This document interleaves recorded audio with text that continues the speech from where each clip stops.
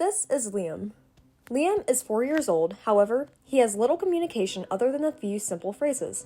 He makes little to no eye contact with his teacher and classmates, displays repetitive behavior such as hand flapping, has a strong fixation on trains, and often gets upset over changes in routine.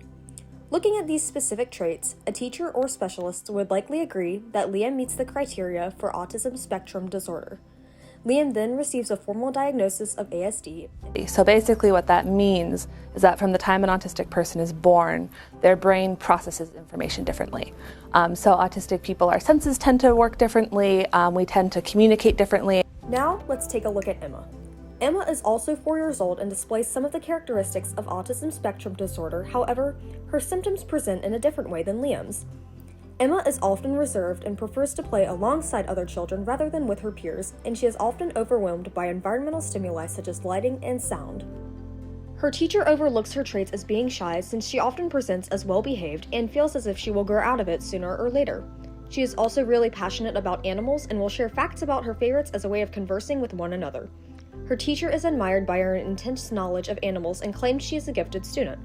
However, as Emma gets older, she becomes intensely aware of her difficulty with social communication and coping with sensory stimuli such as loud sounds, so she proceeds to start masking her traits as a way to fit in with her peers. As she enters her teen years, she becomes burned out as a result of masking and proceeds to be diagnosed with anxiety, depression, and bipolar disorder.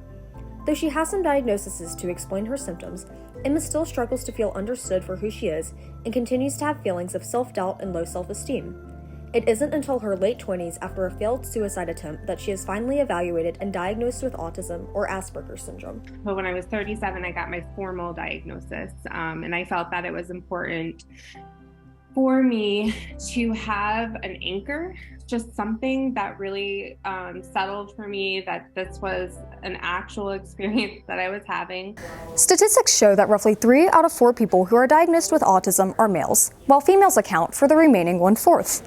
The significance of this is that I myself am a part of this statistic. Unlike Emma, I was diagnosed earlier on in my childhood with level 1 ASD presenting as one of the more mild cases. However, I still face some of the difficulties that she faced growing up, such as struggling with feeling different from my peers and masking as a result. Masking is defined as hiding autistic traits in an attempt to blend in with peers or society. Examples include suppressing stims or ways of self-regulating, practicing what to say in social situations, and hiding feelings of distress to avoid melting down. I do see the damage that social isolation does to people regardless of gender.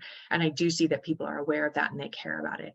I just often see cis women more willing to compromise their own well-being in order to try and fit in. Autistic people are also more likely to experience discrimination and a lack of individual support when it comes to schools, the workplace, and their overall day-to-day experiences. Even if one is diagnosed later on, they can still experience issues such as being treated differently than their colleagues or being expected to mask certain behaviors to avoid being discriminated against. I would work for a few years and I would kind of hit the wall and I would start making mistakes that made things worse. And I was always really puzzled. I would look at other people and I'm like, how do you do this? How do you just keep coming to this job when it's like sucking the life out of me? There are those who say that autism ought to apply only to cases of the most severe impairments. And there are those who would argue that people who are very verbal, who can actually work for a living, ought to have a different kind of classification. Having access to a diagnosis could confer some benefits for at least some people in some cases. And for other people, also in other cases, that having that diagnosis on paper might actually spell harm. On top of females being more likely to go undiagnosed, minorities and people of different races and ethnicities are also less likely to be diagnosed with autism than the demographic that is most likely to be diagnosed earlier on, which is white boys. This can also be as a result of being held to different standards than the majority, and they may be forced to mask in society as a way to avoid discrimination or harassment. This also correlates with some of the issues that different minority groups have faced in society over the years and continue to face to this day. Someone who's autistic and also a girl, someone who's autistic and also transgender, regardless of specific gender, someone who's autistic and a person of color, is experiencing more than one form of discrimination. So this brings us to the question. If you were a member of Congress, what issue would be your first priority?